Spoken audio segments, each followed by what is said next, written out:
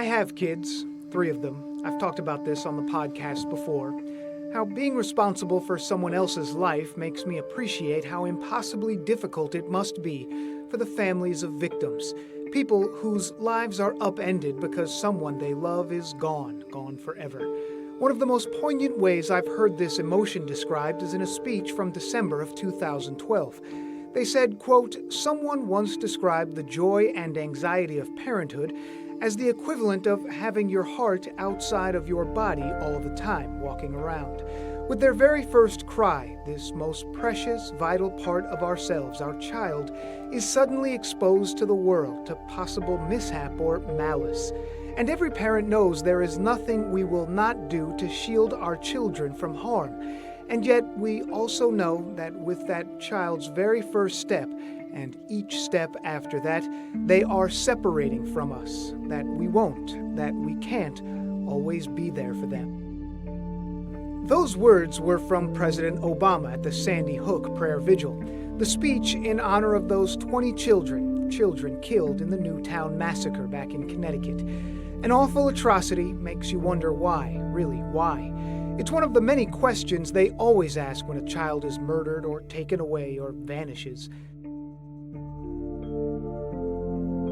What would that kid have become is another, and just as important, who would do this? She was just 14 years old. Her name is Margaret Ellen Fox, and for 45 years no one knows what happened to her or who may have kidnapped her.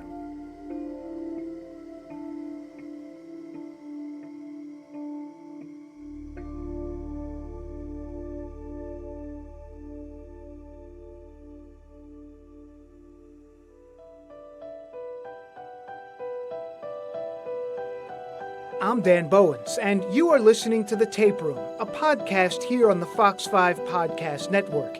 Here, we take a look back at unsolved or infamous crimes in the New York area. Tonight, the case from Burlington City, New Jersey. If you walk into a diner in this tiny town in South Jersey, they still wonder and whisper about what may have happened to Margaret. Now, 45 years later, a potential break in the case. The new evidence from the FBI, a recording enhanced with modern technology, the voice of the potential abductor heard like never before. It's a haunting phone call, and they have also a new reward, the FBI, for information leading to the arrest. You'll hear now an extended version of the story I produced on the news conference hosted about all this. The voices, aside from mine, that you will hear in order. City of Burlington Police Chief John Fine, Assistant Special Agent in charge of the Newark Field Office Joseph Denahan, Burlington County Prosecutor Scott Kafina. And I will be right back after the story for a few extra details.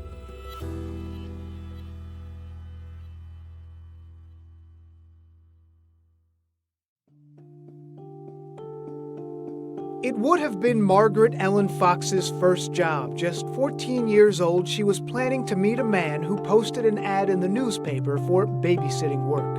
On June 24th, 1974, 45 years ago today, began just like any other morning. The morning commute, families waking up to their children, and people preparing themselves for the hustle and bustle for what the day brings. What we didn't know on that day is our community of the city of Burlington and the Fox family would forever be changed. 14-year-old Margaret Ellen Fox left on a bus heading to Mount Holly in response to a newspaper ad for a babysitting job in order to start earning money and showing her family that she is becoming a responsible young adult. She left our community never to be seen again. Both of her parents have since died, never knowing what truly happened to their beloved daughter. But she was never seen again. That was 45 years ago, June 24th, 1974. City of Burlington Police Chief John Fine. Today, one of the most common items discussed when I enter a diner or a pizza place speaking to residents is still this case. Margaret's disappearance is still in the minds of many residents and is an open wound for our community and the Fox family. Now, the FBI is offering a $25,000 reward for new information. These images are of what Fox, who would be nearly 60 years old, might look like today. The FBI has a long memory. The community we serve should know that we will tirelessly pursue all viable leads in the interest of delivering justice. We realize that in missing person cases, especially those involving children, there's a family at the other end who is enduring heartache every day not knowing what happened to their loved one. We hope this renewed effort will produce results that might give Margaret Fox's family some sense of closure.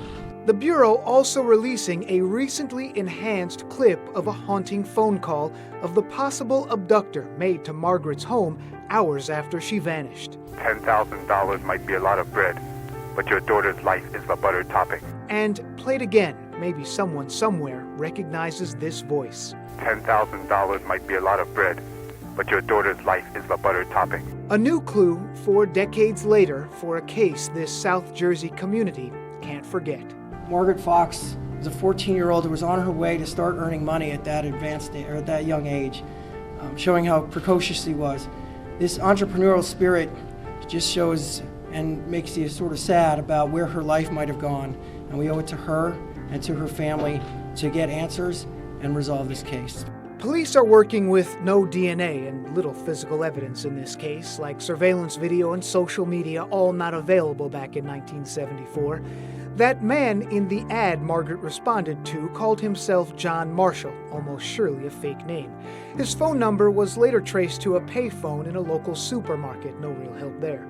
There were other reports of someone trying to lure girls to fake babysitting jobs at the time, a likely lead that went nowhere. After she vanished, Margaret's father would often drive around for hours all over South Jersey. His daughter's picture plastered all over his car. He was asking for anyone to help. His anguish, that feeling of hopeless sadness. Both her parents are dead now, passed on, never knowing what happened to their daughter. Her siblings are still alive. If you know anything about this case, investigators want to hear from you. There are 2 numbers you can call, and again, that reward is $25,000 if anything leads to an arrest. The FBI Newark Field Office at 973-792-3000, 973-792-3000, or the Burlington City Police Department at 609-386-0262, extension 211.